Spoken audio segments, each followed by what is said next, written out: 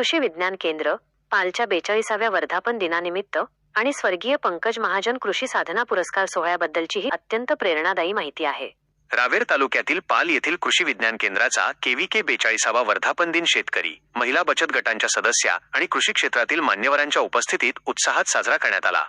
उद्घाटन प्रगत महिला शेतकरी व उद्योजक आशाताई पाटील यांना आधुनिक शेती, पीक व्यवस्थापन, शेतीतील नवनवीन प्रयोग आणि कृषीपूरक उद्योगांमधील उत्कृष्ट कार्याबद्दल स्वर्गीय पंकज महाजन कृषी साधना गुच्छ, ट्रॉफी व शाल देऊन सन्मानित करण्यात आले। प्रमुख पाहुणे जिल्हा अधीक्षक कृषी अधिकारी कुर्बान तडवी, विशेष उपस्थिती अजित पाटील, अशोक जांभरे, रमेश महाजन, काशीनाथ चौधरी, हामिदभाई तडवी, सरपंच हाजरा तडवी, ललिता पवार, पूनम महाजन, सुधाकर जोपे आणि पुष्कर फेगडे। स्वर्गीय पंकज महाजन कृषी साधना पुरस्कार सोहळा मानकरी प्रगत महिला शेतकरी आशाताई पाटील, सन्मान, पुष्पगुच्छ, ट्रॉफी व शाल प्रदान करून गौरव। कार्याची दखल आधुनिक शेती आणि पीक व्यवस्थापन, शेतीतील नवनवीन प्रयोग व कृषीपूरक उद्योग, इतर शेतकऱ्यांना प्रेरणा देणारे उल्लेखनीय कार्य।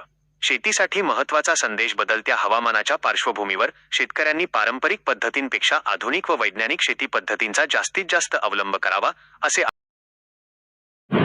माझं नाव आशाबाई गोविंदा पाटील, राहणार किरोदा रावेर तालुका जिल्हा जळगाव। ताई, आपल्याला रावेर पाल येथे जो पुरस्कार मिळाला आहे, आम्हाला त्याच्याबद्दल थोडी माहिती द्या ना। सर, पालला याच्याबद्दल पुरस्कार मिळाला की एक लेडीज एवढं करते व आणि ते सक्षमपूर झाले या गोष्टीत। परिस्थिती म्हणजे शेतीचंच नाही काही, तर शिवानं ही वेळ आणली आणि त्या वेळेतून पुढे निघणं मोठं गरजेचं होतं माझ्यासाठी।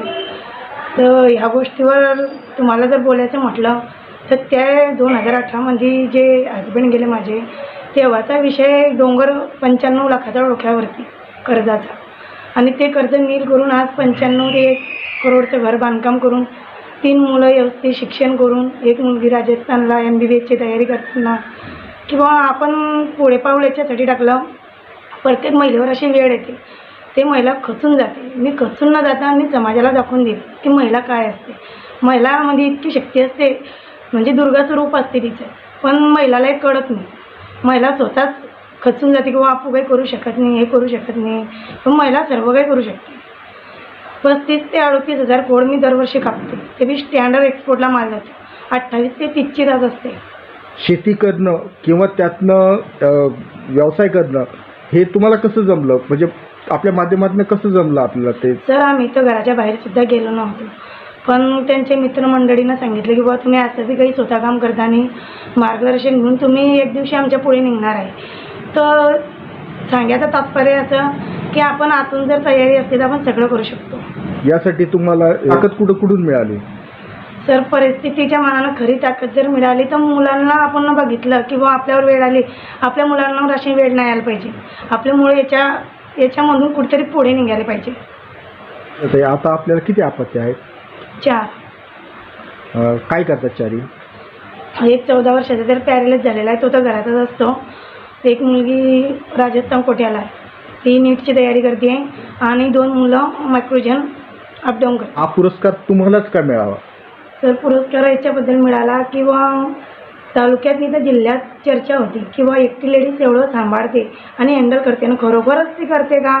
त्यानं सगळं निरीक्षण करून, आधी जर कृष्णा पाटलांना आमच्या रावेरच्या पत्रकारांनी हे निरीक्षण करून आणि योग्य मार्गदर्शन केलं, त्याच्यानंतर पालचे जे आले आमच्याकडे राहुल पाटील, महेश पाटील कार्यकर्ते, त्यांनी पण तालुक्यात चर्चा केली, सगळ्या दूर निरीक्षण केलं की खरंच हे महिला योग्य आहे का पुरस्काराच्या।